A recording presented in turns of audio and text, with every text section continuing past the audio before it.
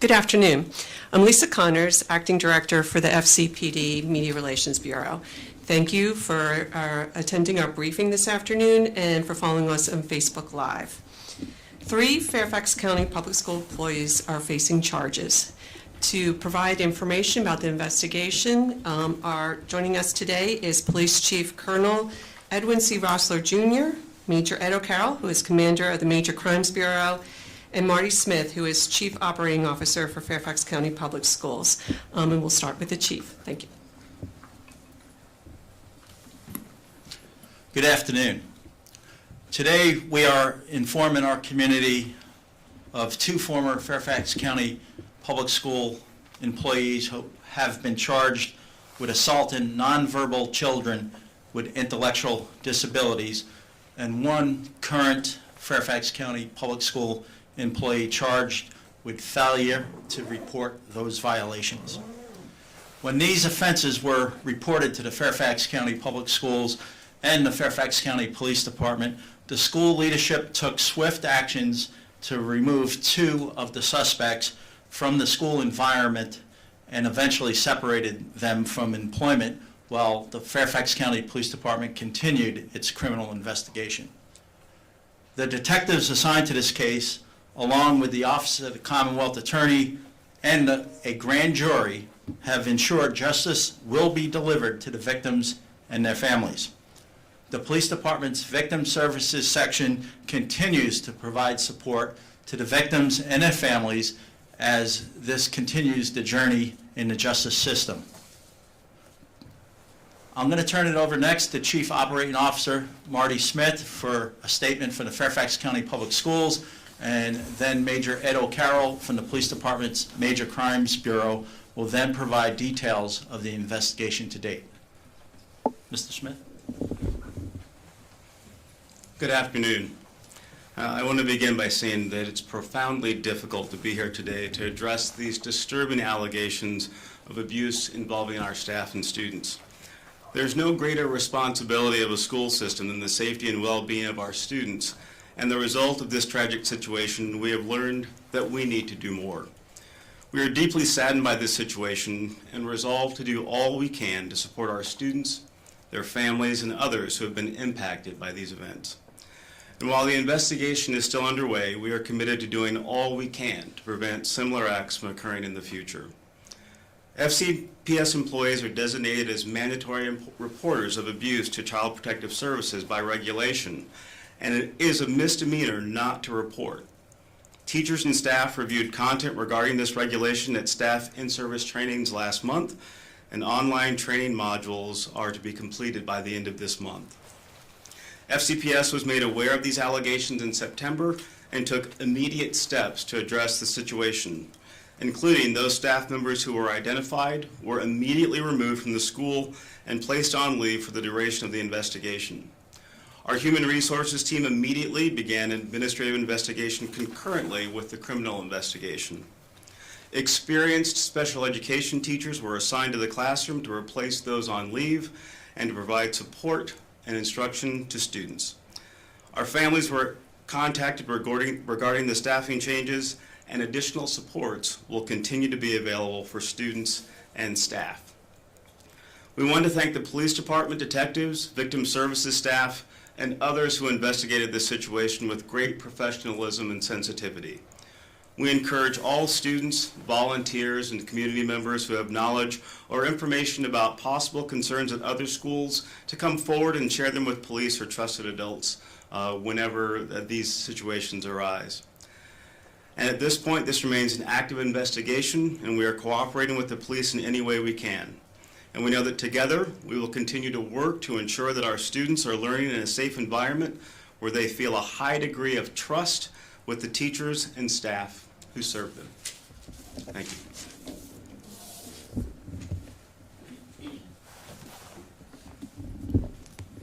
Good afternoon, everyone, and welcome to the Fairfax County Public Safety Headquarters. For those watching, following us online, welcome as well. As introduced, I'm Major Ed O'Carroll, and I serve as the commander of the Major Crimes Bureau of the Fairfax County Police Department. This case is shocking, unacceptable conduct by community members who are in a position of trust.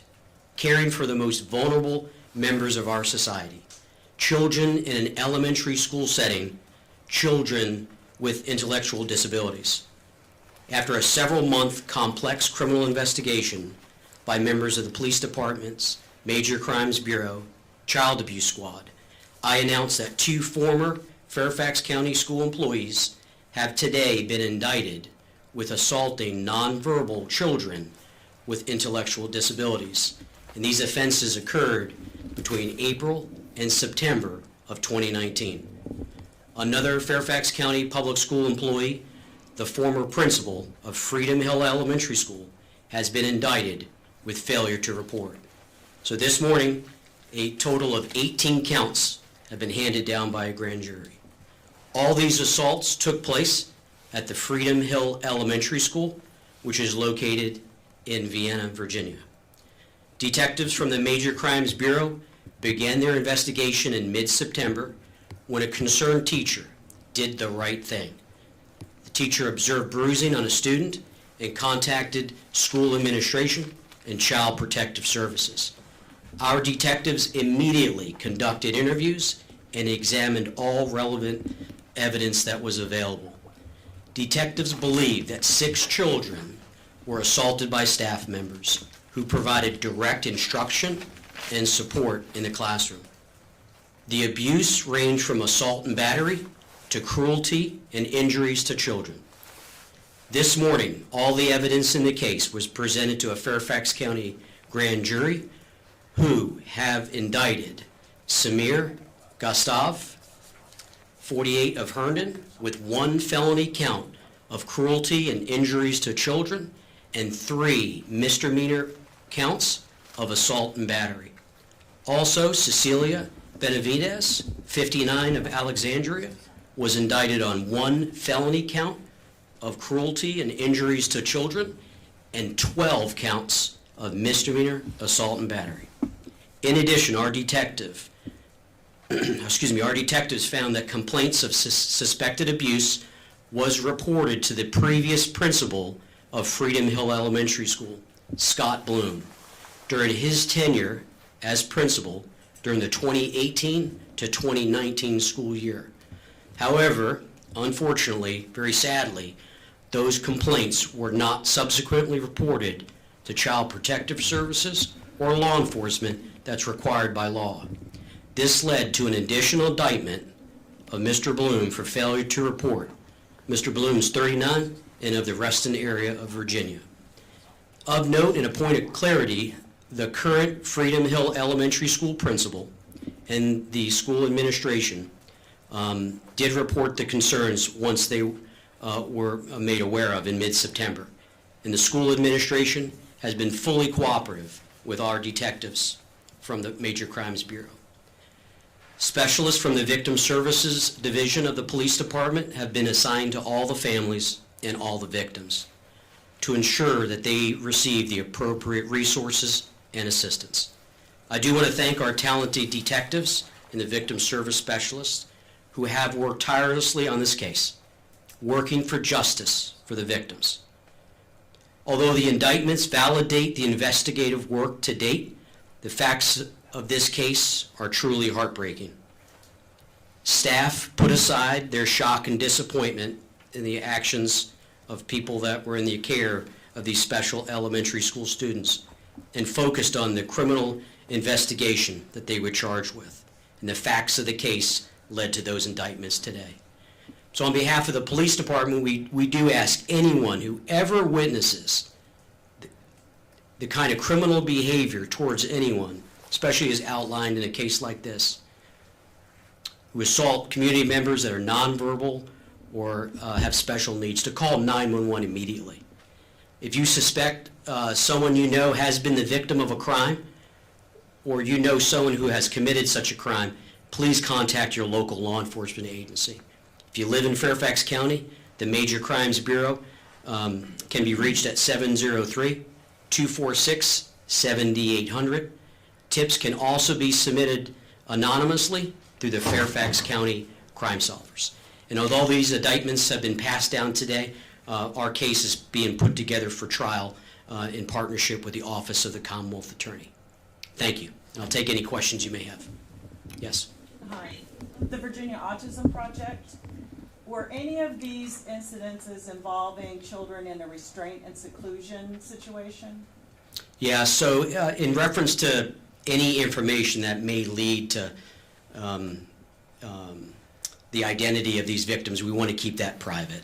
I've been briefed thoroughly on the case. I had a chance to meet with the detectives on numerous occasions since the case came to us in mid-September, and I'm not going to get into the particulars of what level of care that they were under in the classroom, but what I can tell you is what led to these indictments is heartbreaking, and the grand jury's indictments today validate that. So we're not going to disclose any information on the victims. We're going to keep that private. Is it suspected that there are any additional victims? I'll tell you, we've been working this case again since mid-September. We put numerous detectives on it. We believe with all certainty that all the victims in this case have been identified.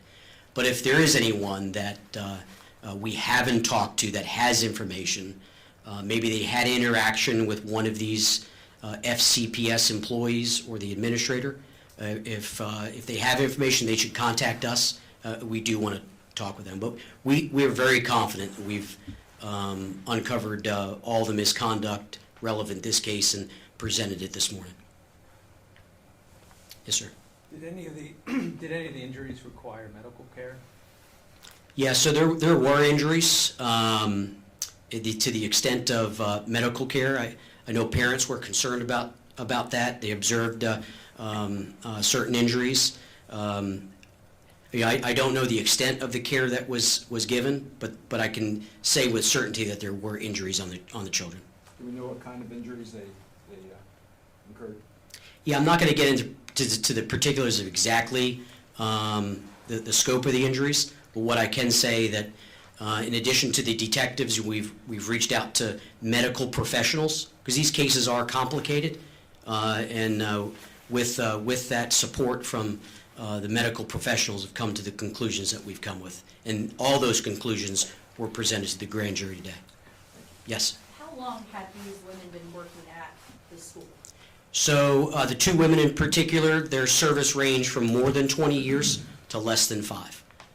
So Could you say which one was? I don't know which one was the more senior FCPS employee. Defer to the schools, but they're both, would you say, tenured employees. One had significant service, one had much less. All with special needs children? I believe so. Yes. You said Bloom was a former principal. When did he leave the school, and was he elsewhere in the district after he left? Yeah, so I'll refer to FCPS on his exact assignment. I do know that he finished a school year at this elementary school and had taken on a new position this year. That's why if you look at the timeline, mid-September is when abuse was observed, it was reported, acted upon immediately. What we would find out in the early stages of the investigation is this had gone on last year, and it was reported to Mr. Bloom, who failed to contact law enforcement, failed to contact Child Protective Services and take the action that is required by law. And when was it reported to him one more time? Last year? Do you have the exact Last time? year, last school year. Oh, but the exact time? I do not have the exact time. Hi there, Aisha with Fox 5. We're hearing that there was someone that was actually keeping a journal of these incidents. Is that how this investigation came to a head? We're understanding there was slapping, pushing, dragging. Can you confirm any of that? Well, what I can confirm is the actions of these offenders is shocking. It's unacceptable. And today's indictments validates the conduct. They're going to see their day in court. The victims are going to see justice served. We're not going to comment on the specifics of a journal or not, but what I can say, we've talked to multiple witnesses that put the timeline together for us. And the detectives, again, have been interviewing a lot of people to come to the conclusions of today's indictments. Yes? As a parent, hearing that nonverbal children were abused is very disheartening. as a police officer who's seen this probably for decades, unfortunately, how did you feel when you heard about this? You know, I wrote the word heartbreaking in my remarks because that's what I really felt. I was saddened. It's not supposed to happen in the classroom. You know, it's not supposed to happen at home. These are the most vulnerable members of our community. Not only are they elementary school kids, but they're nonverbal, and they're special needs. And caretakers are supposed to be, you know, the most special people in their lives to make sure they don't get harmed by strangers, let alone by the people that are entrusted to care for them. So I will tell you, and I made mention of that in remarks, we put all that aside and just looked at the facts. And the facts are still shocking, and the indictments came down today, which is, I think, appropriate in the case. Yes. Could you tell me if any of these, the abuse occurred while they were being restrained or in a seclusion cell? Yeah, so I will say the finer points of this investigation are best suited in the courtroom, not in a press conference. The one thing I don't want to do in reference to some of the questions being asked is to jeopardize this case so that these victims don't get the justice that they deserve. You know, 3 members of our community have been indicted. They're going to have their day in court to explain what they did or in some cases didn't do. So I'm not going to get into particulars. What I do know about the case from my first briefing to 30 minutes ago is that these charges are appropriate. Detectives have interviewed a lot of people, and we've got the timeline that tells the story. What does jail time typically look like for charges if someone's convicted of something like that? Yeah, so I mentioned a lot of charges. We've got 18 charges over 3 people. Mr. Bloom is the only one that has a singular charge of failure to report as required by law. You know, they're felony and misdemeanor counts. So there could be substantial jail time. I think like many of you in the audience that are hearing the case and understanding who the victims are, you know, it strikes a chord. Shouldn't happen. And I think in the courtroom, you know, that's going to be a feeling a judge or a jury's going to have as well. Thank you very much for being here today. Could we hear from Mr. Smith a little bit about where Mr. Bloom is or was? Yep. Thank you. Thank you very much.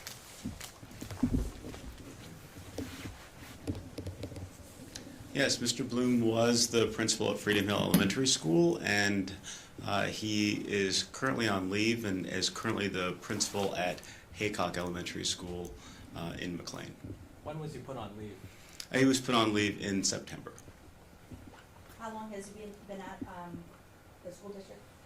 He's been with the school district since 2012. And could you let us know which one had 20 years on out of the women here and which one had 5? Certainly. We had Cecilia Benavides. She was hired with us in September of 2000. And we have Samira Gustav.